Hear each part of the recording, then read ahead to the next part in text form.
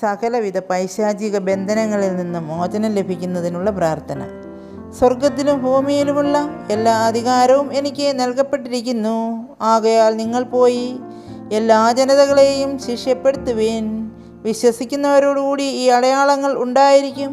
അവർ എൻ്റെ നാമത്തിൽ പിശാചുക്കളെ പുറത്താക്കും, പുതിയ ഭാഷകൾ സംസാരിക്കും, രോഗികളുടെ മേൽ കൈകൾ വയ്ക്കും, അവർ സുഖം പ്രാപിക്കുകയും ചെയ്യും. ഇതാ ലോകാവസാനം വരെ എന്ന് ഞാൻ നിങ്ങളോടുകൂടെ ഉണ്ടായിരിക്കും എന്നരുളി ചെയ്ത ജീവിക്കുന്ന ദൈവത്തിൻ്റെ പുത്രനായ യേശുവിൻ്റെ ശക്തിയുള്ള നാമത്തിൽ തിരുശരീരത്തിൻ്റെയും തിരുരക്തത്തിൻ്റെയും പരിശുദ്ധ അമ്മയുടെയും സംരക്ഷണത്താൽ ഞാൻ നിന്നോട് കൽപ്പിക്കുന്നു, സാത്താനെ ദൂരെ പോകുക. എന്നിൽ നിന്ന്, എൻ്റെ കുടുംബാംഗങ്ങളിൽ നിന്ന്, സഹപ്രവർത്തകരിൽ നിന്ന്, വസ്തുവകകളിൽ നിന്ന്, പ്രവർത്തന മേഖലകളിൽ നിന്ന്, യേശുവിൻ്റെ നാമത്തിൽ, യേശുവിൻ്റെ ശക്തിയാൽ, വിശുദ്ധ കുരിശിൻ്റെയും പരിശുദ്ധ അമ്മയുടെയും വിശുദ്ധ മിഖായേലിൻ്റെയും സകല മാലാഖമാരുടെയും സകല വിശുദ്ധരുടെയും സംരക്ഷണത്താലും മധ്യസ്ഥതയാലും ഞാൻ നിന്നെ യേശുവിൻ്റെ കുരിശിൻ്റെ ചുവട്ടിലേക്ക് ആട്ടിപ്പായിക്കുന്നു. ഈശോയുടെ കുരിശോട് ചേർത്ത് ഞാൻ നിന്നെ ബന്ധിക്കുന്നു. ഈശോയെ, അങ്ങ് ഞങ്ങൾക്ക് വേണ്ടി കാൽവരിയിൽ ചിന്തിയ അമൂല്യമായ തിരുരക്തത്താൽ ഞങ്ങളെയും ഞങ്ങളുടെ കുടുംബാംഗങ്ങളെയും ഞങ്ങൾക്കുള്ളതെല്ലാം അഭിഷേകം ചെയ്യുകയും സംരക്ഷിക്കുകയും ചെയ്യണമേ. ഈശോയുടെ ശക്തിയുള്ള നാമത്തിൽ ശത്രുത, വെറുപ്പ്, അലസത, അസൂയ, കോപം, അഹങ്കാരം, മദ്യാസക്തി, ജഡികാസക്തി, ദ്രവ്യാസക്തി എന്നിവയുടെ അരൂപികൾ എന്നിൽ നിന്നും അകന്നു പോകട്ടെ. യേശുവേ സ്തോത്രം, യേശുവേ നന്ദി, യേശുവേ സ്തോത്രം, യേശുവേ നന്ദി, യേശുവേ സ്തോത്രം, യേശുവേ നന്ദി, യേശുവേ സ്തോത്രം, യേശുവേ നന്ദി, യേശുവേ ആരാധന. എൻ്റെ ദൈവമേ, എൻ്റെ ദൈവമേ, എന്തുകൊണ്ട് അങ്ങനെ ഉപേക്ഷിച്ചു? എന്നെ സഹായിക്കാതെയും എൻ്റെ രോദനം കേൾക്കാതെയും അകന്നു നിൽക്കുന്നത് എന്തുകൊണ്ട്?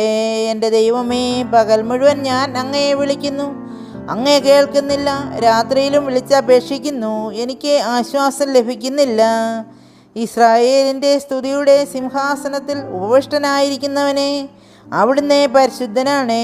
അങ്ങയിൽ തങ്ങളുടെ പിതാക്കന്മാർ വിശ്വാസമർപ്പിച്ചു, അവർ അങ്ങയിൽ ശരണം വെച്ചു, അങ്ങ് അവരെ മോചിപ്പിച്ചു. അങ്ങയോടെ അവർ നിലവിളിച്ചപേക്ഷിച്ചു, അവർ രക്ഷപ്പെടും. അങ്ങയെ അവർ ആശ്രയിച്ചു, അവർ ഭഗ്നാശരായില്ല.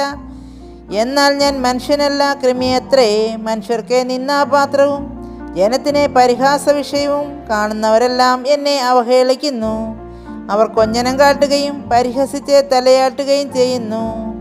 അവൻ കർത്താവിൽ ആശ്രയിച്ചല്ലോ, അവിടുന്ന് അവനെ രക്ഷിക്കട്ടെ, അവിടുന്ന് അവനെ സ്വതന്ത്രനാക്കട്ടെ. അവനിൽ അവിടുത്തെ പ്രസാദം ഉണ്ടല്ലോ എന്നവൻ പറയുന്നു. എങ്കിലും അവിടുന്നാണ് മാതാവിൻ്റെ ഉദരത്തിൽ നിന്ന് എന്നെ പുറത്തു കൊണ്ടുവന്നത്. മാതാവിൻ്റെ മാരടത്തിൽ എനിക്ക് സുരക്ഷിതത്വം നൽകിയതും അവിടുന്ന് തന്നെ. അങ്ങയുടെ കൈകളിലേക്കാണ് ഞാൻ പിറന്നു വീണത്. മാതാവിൻ്റെ ഉദരത്തിൽ ആയിരിക്കുമ്പോൾ മുതൽ അവിടുന്നാണ് എൻ്റെ ദൈവം.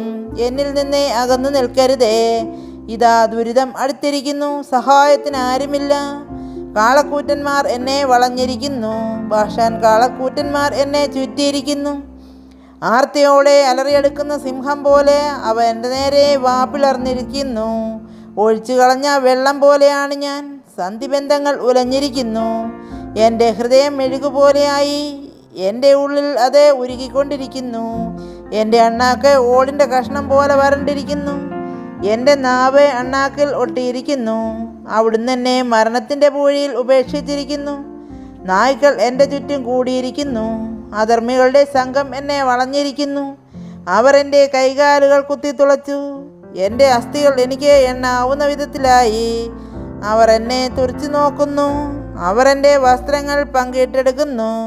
എൻ്റെ അങ്കിക്കായി അവർ നറുക്കിടുന്നു. കർത്താവേ, അങ്ങ് അകന്നിരിക്കരുതേ.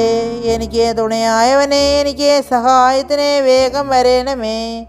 എൻ്റെ ജീവനെ വാളിൽ നിന്ന് രക്ഷിക്കണമേ. എന്നെ നായയുടെ പിടിയിൽ നിന്ന് മോചിപ്പിക്കണമേ. സിംഹത്തിൻ്റെ വായിൽ നിന്ന് എന്നെ രക്ഷിക്കണമേ. കാട്ടുപോത്തിൻ്റെ കൊമ്പുകളിൽ നിന്ന് മുറിവേറ്റ് എന്നെ മോചിപ്പിക്കണമേ. ഞാൻ അവിടുത്തെ നാമം എൻ്റെ സഹോദരരോട് പ്രഘോഷിക്കും. സഭാമധ്യത്തിൽ ഞാൻ അങ്ങയെ പുകഴ്ത്തും. കർത്താവിൻ്റെ ഭക്തരെ അവിടുത്തെ സ്തുതിക്കുവിൻ.